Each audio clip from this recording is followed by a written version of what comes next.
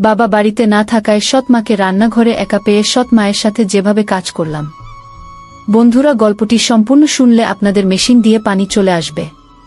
আপনারা হাতের কাজ করতে বাধ্য হবেন, তাই হাতের কাজ করার আগে হাতের কাছে অবশ্যই টিস্যু রাখবেন। আজকের এই গল্পে আপনাদের স্বাগতম।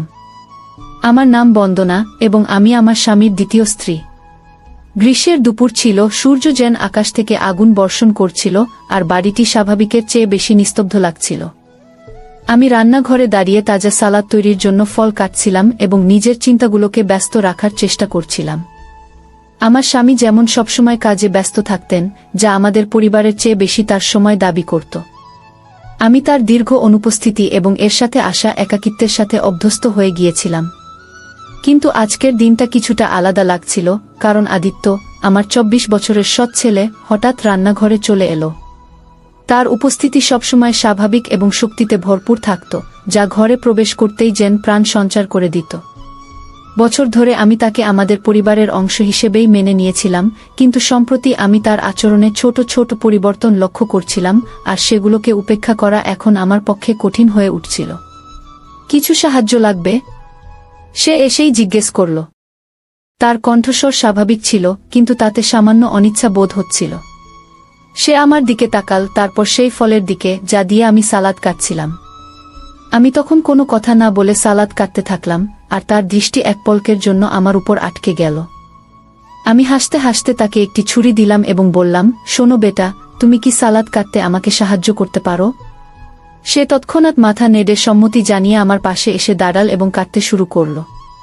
শুরুতে তার হাত স্থির ছিল, কিন্তু সময় যেতে যেতে আমি লক্ষ্য করলাম তার মুঠোতে সামান্য কাঁপুনি ছিল। একবার আমি একটি বাটি নেওয়ার জন্য হাত বাড়ালে আমাদের হাত পরস্পর স্পর্শ করল।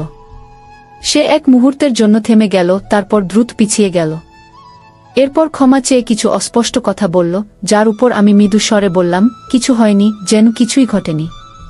কিন্তু ভেতরে ভেতরে আমি তার প্রতি বাড়তে থাকা আকর্ষণের সংকেতগুলোকে উপেক্ষা করতে পারছিলাম না।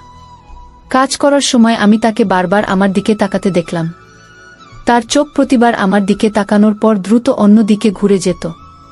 এটি অত্যন্ত সূক্ষ্ম, প্রায় নেই বললেই চলে, কিন্তু তা সত্ত্বেও সেখানে একটি অনিচ্ছা, একটি টান ছিল যা আমি আগে কখনো অনুভব করিনি। ঘরটি যেন হঠাৎ ছোট হয়ে গিয়েছিল আর বাতাস ভারী হয়ে উঠছিল। মনে হচ্ছে সব প্রস্তুত হয়ে গেছে, আমি নীরবতা ভেঙে বললাম এবং সালাদটি টেবিলে রেখে দিলাম। আদিত্য মাথা নাড়ল, তার মুখমণ্ডল সামান্য লাল হয়ে উঠেছিল, যেন কোনো অদ্ভুত বিষয়ে লজ্জা পাচ্ছে বা এমন কিছু গুরুত্বপূর্ণ ভাবছে যা সে বুঝতে পারছিল না। সে কিছুক্ষণ সেখানেই দাঁড়িয়ে রইল, প্রয়োজনের চেয়ে বেশি সময়, তারপর বলল, আমাকে একটি কল করতে হবে, এ বলে ঘর থেকে বেরিয়ে গেল। আমি সেখানে দাঁড়িয়ে খালি দরজার দিকে তাকিয়ে আমাদের মধ্যে হওয়া কথোপকথনটি মনে মনে বারবার ঘুরিয়ে দেখছিলাম।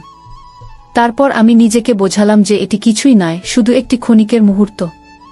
আদিত্য একটি যুবক, হয়তো অন্য কোনো কারণে ঘাবড়ে গিয়েছিল বা লজ্জা পেয়েছিল।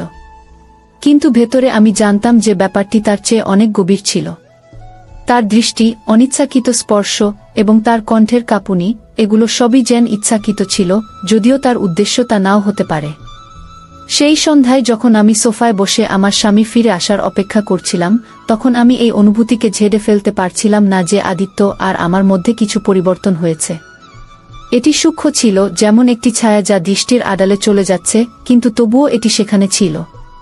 এবং তখন যতই চেষ্টা করি না কেন, আমি এটি উপেক্ষা করতে পারছিলাম না। পরের দিনগুলোতে সবকিছুই আমার কাছে অদ্ভুত লাগতে শুরু করল, যেন আদিত্য আর আমার মধ্যে একটি অদৃশ্য রেখা টানা হয়েছে, যদিও আমরা দুজনেই এটি নিয়ে কোনো কথা বলিনি। এখন সে বাড়িতে বেশি সময় কাটাতে শুরু করেছিল, আমাকে কাজে সাহায্য করার প্রস্তাব দিচ্ছিল, যেগুলোতে আগে সে কখনোই সামান্যতম আগ্রহ দেখায়নি। শুরুতে আমি এটিকে গুরুত্ব দিইনি, কিন্তু শীঘ্রই এটি স্পষ্ট হয়ে গেল যে তার উপস্থিতি কেবল কাকতালীয় ছিল না। একদিন আমি লিভিং রুমে কাপড় ভাঁজ করছিলাম, যখন আদিত্য ভিতরে এলো।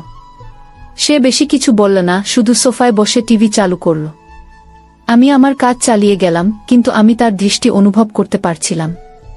যখনই সে মনে করত আমি তার দিকে তাকাচ্ছি না, সে আমাকে দেখতে শুরু করত। এটি আমাকে অস্বস্তিতে ফেলছিল, যদিও আমি তা প্রকাশ করতে দিইনি। মা, আপনি ব্যস্ত দেখাচ্ছেন, কিছুক্ষণ পর সে নরম স্বরে বলল। তার কণ্ঠস্বর স্বাভাবিক ছিল, কিন্তু তার মুখমণ্ডল স্বাভাবিকের চেয়ে বেশি গম্ভীর লাগছিল। আমি তার দিকে না তাকিয়ে উত্তর দিলাম, শুধু বাড়ির কাজ সামলাচ্ছি। সে চুপ হয়ে গেল এবং তার উচ্চুপি প্রযোজনের চেয়ে বেশি দীর্ঘ হয়ে গেল। শেষ পর্যন্ত আমি তার দিকে তাকালাম এবং আমাদের চোখে চোখ মিলে গেল। তার দৃষ্টিতে কিছু ছিল, হয়তো কৌতূহল বা আরও গভীর কিছু, যা আমাকে অস্থির করে দিয়েছিল। সেই সপ্তাহের শেষে আমি সুইমিং পুলের পাশে কিছু সময় কাটানোর সিদ্ধান্ত নিলাম। আশা করেছিলাম যে এতে আমার মন হালকা হবে। আমি কাউকে আমার সাথে আসার আশা করিনি, কিন্তু আদিত্য আমার যাওয়ার কিছুক্ষণ পরেই চলে এল। সে বলল যে তার পড়াশোনা থেকে একটু বিরতি দরকার। তারপর সে একটি চেয়ারে তার তোয়ালে রাখল এবং কোনো দ্বিধা ছাড়াই জলে ঝাঁপ দিল। আমি আমার লাউঞ্জ চেয়ারে বসে থাকলাম, একটি বইয়ে নিজেকে ব্যস্ত রাখার ভান করছিলাম। কিন্তু যখন সে জল থেকে বেরিয়ে এল, তার চুল এবং কাঁধ থেকে জল টপকাচ্ছিল, তখন আমি অনিচ্ছাকৃতভাবে তার দিকে তাকিয়ে পড়লাম। সে আমাকে তাকিয়ে থাকতে দেখে ফেল, এবং এক মুহূর্তের জন্য আমরা উভয়েই আমাদের দৃষ্টি সরাতে পারলাম না। তারপর সে জিজ্ঞাসা করল, আপনি ভিতরে আসছেন না? তার কণ্ঠস্বর নরম ছিল, কিন্তু তার চোখ গভীর কিছুতে ভরা ছিল। আমি মাথা নেড়ে বললাম, না, আমি আসছি না, আমি এখানেই ভালো আছি। ও সে পুলের কিনারায় সাঁতার কেটে এল এবং তার হাত কিনারায় রেখে দিল। তার দৃষ্টি আমার উপর এমনভাবে পড়ছিল যা আমাকে ভিতরে ভিতরে উত্তেজিত করে তুলছিল। আমি আমার ভিতরে একটি গরম অনুভূতি অনুভব করছিলাম, যা সূর্যের তাপ থেকে নয়, বরং আমাদের মধ্যে টানটান উত্তেজনা থেকে আসছিল। তখন সে নরম স্বরে বলল, মা, আপনি গত কয়েকদিন ধরে চুপচাপ আছেন। আমি আমার কাজ ঝাঁকিয়ে এবং বিষয়টি এড়ানোর চেষ্টা করে বললাম, আমি শুধু একটু ক্লান্ত। সম্ভবত আদিত্য আর কিছু বলল না, কিন্তু সে যেভাবে আমার দিকে তাকাল, তা স্পষ্ট ছিল যে সে আমার উত্তর থেকে সন্তুষ্ট হয়নি। কিছুক্ষণ পর সে পুল থেকে বেরিয়ে এল এবং তার তোয়ালে তুলে নিয়ে তার শরীর মুছতে লাগল। যখন সে আমার পাশ দিয়ে যাচ্ছিল, তার শরীর থেকে পড়া জল ফুটে উঠছিল গরম মেঝেতে, যা আমার হৃদস্পন্দন বাড়িয়ে দিল। তার চলে যাওয়ার পরের নীরব মুহূর্তগুলোতে আমি সেখানে বসে থাকলাম, সবকিছু আমার মাথায় ঘুরছিল। তখন আমি এই সত্য অস্বীকার করতে পারছিলাম না যে কিছু ঘটছে, এমন কিছু যা মোকাবেলা করার জন্য আমি প্রস্তুত ছিলাম না। সে যেভাবে আমাকে দেখত, যেভাবে আমার কাছে এসে দাঁড়াত, এটা এখন আর তার মাসুম ভাব ছিল না। এখন আমার মনে হচ্ছিল যে সে ইচ্ছাকৃতভাবে এটি করছে, এবং এর যে প্রভাব আমার উপর পড়ছিল তা উপেক্ষা করা অসম্ভব ছিল। এখন রাত অনেক হয়ে গিয়েছিল এবং বাড়িটি শান্ত ছিল। আমি আমার মন শান্ত করার জন্য রান্নাঘরে জল নিতে গিয়েছিলাম। তখন আমার শ্বাস ভারী লাগছিল, শুধু গরমের কারণে নয়, বরং সেই টানটান উত্তেজনার কারণে যা গত কয়েক সপ্তাহ ধরে বাড়ছিল। আমি রান্নাঘরে আদিত্যকে দেখার আশা করিনি, কিন্তু তবুও সে সেখানে ছিল, শার্ট ছাড়া, ফ্রিজের দিকে ঝুঁকে কিছু খুঁজছিল। আমি তাকে স্বাভাবিক দেখানোর চেষ্টা করছিলাম, যদিও আমার কণ্ঠস্বর আমার ভিতরের অস্থিরতা প্রকাশ করছিল। আমি জিজ্ঞাসা করলাম, বেটা, তুমি এত রাতে জেগে আছো? ঘুম আসছে না? সে আমার দিকে না তাকিয়ে উত্তর দিল। তারপর সে ফ্রিজ বন্ধ করে আমার দিকে ঘুরল। তার চোখ আমার চোখের সাথে মিলে গেল, এবং তার মুখে এমন কিছু ছিল যা আমার শ্বাস রুদ্ধ করে দিল। একটি অদ্ভুত মিশ্রণ ছিল তার দৃষ্টিতে এবং তার সাহসে। কিছুক্ষণ আমরা উভয়েই কিছু বললাম না, শুধু আমাদের মধ্যে নীরবতা গুঞ্জরিত হচ্ছিল, সেই শব্দগুলোতে ভরা যা আমরা কেউ বলার সাহস পাচ্ছিলাম না। আমি তার দৃষ্টির ভার আমার অস্তিত্বে অনুভব করতে পারছিলাম। তার চোখ আমার হাতে ধরা গ্লাসে নয়, বরং আমার বুকে স্থির ছিল। তখন সে বলল, মা, আমি তোমাকে কিছু জিজ্ঞাসা করতে চাই। তার কণ্ঠের দ্বিধা ছিল। আমি মাথা নিচু করে বিষয়টিকে হালকা দেখানোর চেষ্টা করে বললাম, কি? সে একটু ইতস্তত করল, তারপর পরের মুহূর্তেই সে এক পা এগিয়ে এসে বলল, মা, তুমি এত সুন্দর কেন? তুমি কি কখনো অনুভব করেছ যে তুমি সেখানে নেই যেখানে তোমার থাকা উচিত? শুধু একটি সুযোগ দাও, আমি সব ঠিক করে দেব। কি? তার প্রশ্ন এবং উত্তর আমাকে হতবাক করে দিল। আমি তার মুখের দিকে তাকালাম, এটি বোঝার চেষ্টা করছিলাম যে সে কি বলতে চাইছে। কিছুক্ষণ পর আমি বললাম, তুমি কি বলতে চাও? সে ধীরে ধীরে বলল, আমার মানে, তুমি যেন অন্য কিছুর জন্য তৈরি, আরও বড় কিছুর জন্য, যা তোমার আত্মাকে শান্তিতে ভরিয়ে দেবে। কিন্তু দেখো না, তুমি এমন এক জীবনে আটকে আছো যা তোমার জন্য তৈরি হয়নি। কি? তখন আমি জানতাম না কিভাবে তার এই কথার উত্তর দেব, কারণ তার শব্দগুলো যেভাবে আমার ভিতরে চাপা অনুভূতিগুলোকে জাগিয়ে তুলছিল, এমন কিছু ছিল যা আমাকে ভিতর থেকে নাড়িয়ে দিয়েছিল। এর আগে যে আমি কোনো উত্তর ভাবতে পারি, সে আরও এক ধাপ কাছে চলে এলো, এত কাছে যে আমি তার উপস্থিতির উষ্ণতা অনুভব করতে শুরু করলাম। তখন আমি বলতে শুরু করলাম, আদিত্য, কিন্তু ঠিক তখনই সে আমাকে মাঝেই থামিয়ে দিল এবং বলল, মা, আমি জানি এসব ভুল। ও তখন তার কণ্ঠ কাঁপছিল। আমি জানি আমার এমন অনুভব করা উচিত নয়, কিন্তু আমি এটা থামাতে পারছি না। আমি অনেক চেষ্টা করেছি, কিন্তু পারছি না। আদিত্যের এই কথাগুলো শুনে আমি তার দিকে তাকালাম। তখন আমার হৃদয় এত জোরে ধড়ফড় করছিল যে মনে হচ্ছিল সেও হয়তো এটা শুনতে পাচ্ছে। তখন আমি ধীরে ধীরে বললাম, আদিত্য, আমরা এটা করতে পারি না। তখন আমার কণ্ঠ হঠাৎ ফিসফিসে হয়ে গেল। না নড়লাম, না সে তার দৃষ্টি আমার থেকে সরাল। তখন সে আমাকে একজন ক্ষুধার্ত সিংহের মতো দেখছিল। তারপর সে বলল, মা, আমি সব সময় তোমার কথা ভাবি। আমি এমন ভাবতে চাই না, কিন্তু আমি নিজেকে এমন ভাবা থেকে থামাতে পারছি না। এখন আমি যেখানেই তাকাই শুধু তোমাকেই দেখি। তখন তার শব্দগুলো বাতাসে ঝুলে থাকল, খোলা এবং কোনো বাধা ছাড়াই। তখন আমি তাকে থামাতে চাইলাম, তাকে চলে যেতে বলতে চাইলাম এবং এই কথোপকথনকে কখনোই হয়নি এমন ভেবে নিতে চাইলাম। কিন্তু আমি তা করতে পারলাম না। আমি একবার চেষ্টা করলাম, কিন্তু পারলাম না। তারপর যখন সে তার হাত বাড়াল এবং হালকাভাবে তার আঙুলগুলো আমার হাতে বুলাল, তখন আমার মনে হলো যেন বুকের ভেতর আগুন লাগিয়ে দিল। তবুও আমাকে পিছিয়ে যাওয়া উচিত ছিল। তাকে বলতে চাইছিলাম যে এটা অসম্ভব, কিন্তু আমি সেখানেই দাঁড়িয়ে রইলাম, পাথরের মতো হয়ে গেলাম। তারপর সেই মুহূর্তকে এমন কিছু হতে দিলাম যা হওয়া উচিত ছিল না। ঠিক তখনই এমন কিছু ঘটল যে তার ঠোঁট আমার ঠোঁটকে স্পর্শ করল, প্রথমে সংকোচে হালকাভাবে, কিন্তু পরে গভীরভাবে। তখন সেই চুম্বন ছিল বজ্রপাতের মতো, তীব্র এবং সম্পূর্ণভাবে অনুভূতি ছড়িয়ে দেওয়ার মতো। তখন 1 মিনিটের মধ্যে আমি হঠাৎ পিছিয়ে গেলাম। সেই মুহূর্তে আমার চোখে পানি চলে এল। তখন আমি চোখে পানি নিয়ে বললাম, আদিত্য, এটা হতে পারে না। তখন আমার কণ্ঠ কাঁপছিল। তারপর তার উত্তর না নিয়েই আমি ঘর থেকে বেরিয়ে গেলাম, তাকে সেখানে নীরবে দাঁড় করিয়ে রেখে।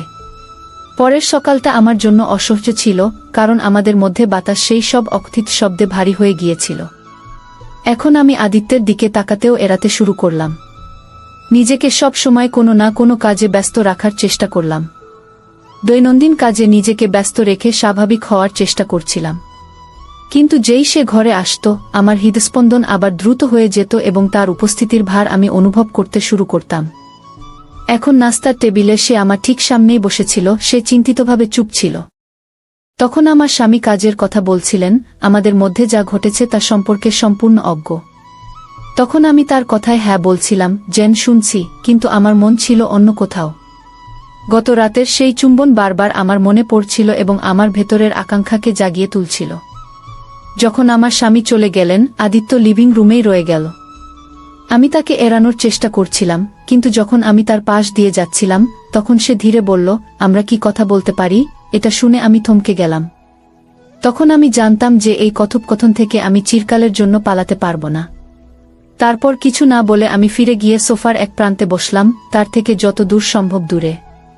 তারপর সে বলল, মা, আমাকে ক্ষমা করে দাও। তখন তার কণ্ঠ ছিল অনুতাপে ভরা। সে আমার এমন করা উচিত ছিল না।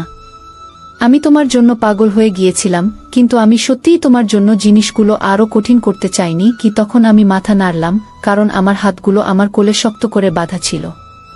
তারপর আমি বললাম, আদিত্য, গত রাতে যা ঘটেছে তা আবার ঘটতে পারে না। আমরা একটি সীমা অতিক্রম করে ফেলেছি। তখন সে দ্রুত বলল, আমি জানি, মা। তারপর একটু এগিয়ে এসে বলল, আমি জানি এটা ভুল, কিন্তু আমি এও ভান করতে পারি না যে আমার এমন অনুভূতি হয় না। তুমি আমার জন্য সবচেয়ে বেশি গুরুত্বপূর্ণ, যতটা কেউ কখনোই ছিল না। তখন তার শব্দগুলো আমার হৃদয় বিদীর্ণ করে বেরিয়ে গেল। তখন আমি তাকে থামাতে এবং দূরে থাকতে বলার চেষ্টা করছিলাম, কিন্তু তার কণ্ঠে লুকিয়ে থাকা সত্য আমাকে তা করতে বাধা দিল। কিন্তু শেষ পর্যন্ত আমি বললাম, আদিত্য, এটা সঠিক নয়, না আমার জন্য, না তোমার জন্য, এবং না তোমার বাবার জন্য।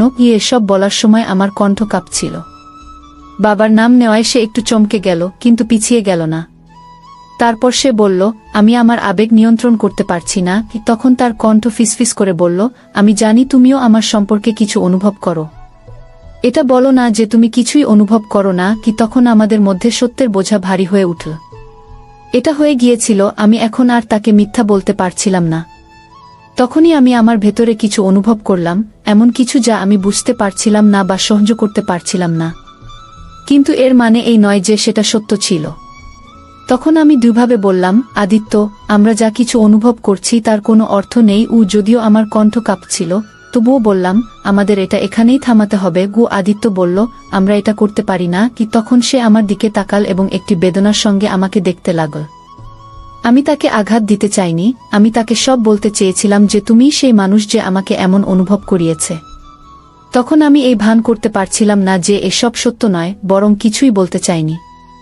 আমি উত্তর দেবার আগেই ব্যালকনিতে গাড়ি আসার শব্দ সেই মুহূর্তটি ভেঙে দিল। তখন আমার স্বামী দ্রুত বাড়ি ফিরে এসেছিল।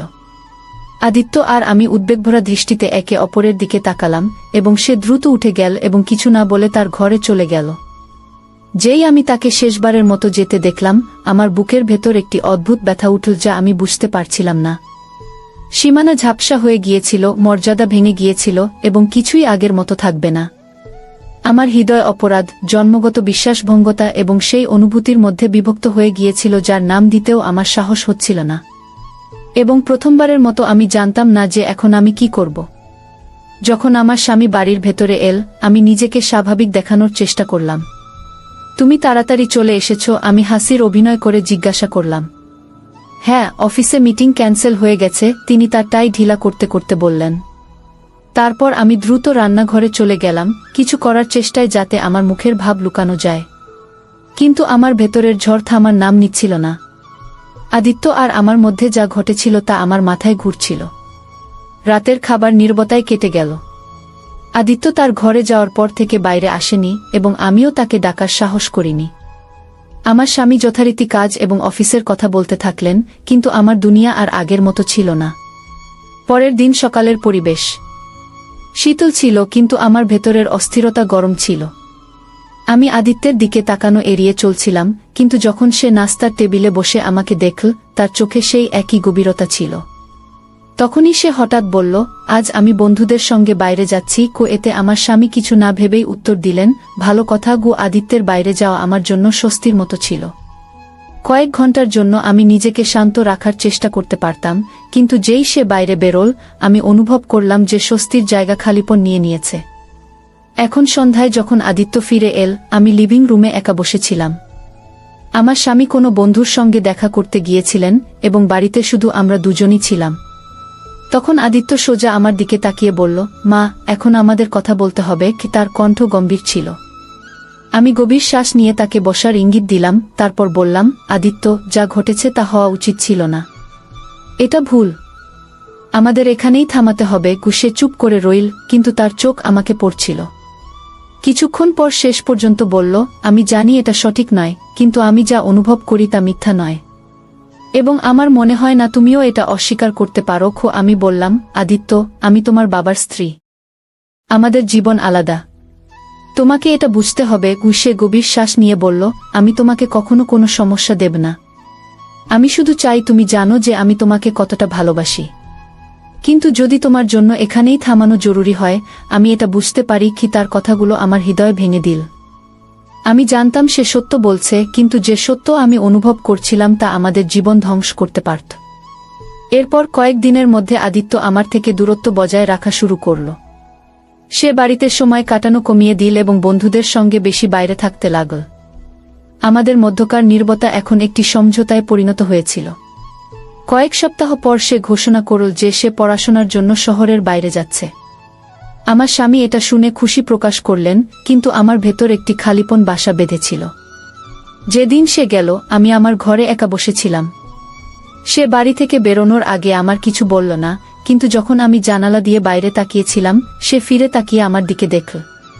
তার চোখে অশ্রু ছিল, কিন্তু তার মুখে একটি হালকা হাসিও ছিল, যেন বলছে, সব ঠিক হয়ে যাবে। তার চলে যাওয়ার পর আমি ধীরে ধীরে আমার ভেতরের সংঘাতকে মেনে নিলাম। আমি জানতাম যা ঘটেছে তা কখনো হওয়া উচিত ছিল না, কিন্তু যে অনুভূতিগুলো আমাদের মধ্যে ছিল, যে ভালোবাসা গভীরে প্রস্ফুটিত হয়েছিল, তা মিথ্যা ছিল না। এখন জীবন আবার স্বাভাবিক দেখাচ্ছিল, কিন্তু প্রতিবার যখন আমি একা থাকতাম, সেই মুহূর্তটি আমার মনে পড়ে যেত এবং সেই স্মৃতির সাথে এখন একটি অসম্পূর্ণ গল্পের বোঝা আমার হৃদয়ে চিরকালের জন্য বসে গিয়েছিল। তাহলে বন্ধুরা, এটা ছিল আমাদের আজকের ছোট্ট গল্প। আপনি এই গল্পটি কেমন লাগলো তা কমেন্ট করে অবশ্যই জানান। আর যদি গল্পটি আপনার ভালো লেগে থাকে, তবে এটি লাইক করুন এবং আপনার বন্ধুদের সাথে শেয়ার করুন। এমনই রোমাঞ্চকর গল্পের জন্য আমাদের চ্যানেল সাবস্ক্রাইব করুন এবং বেল আইকন টিপতে ভুলবেন না, যাতে আপনি আমাদের কোনো গল্পই মিস না করেন। ধন্যবাদ।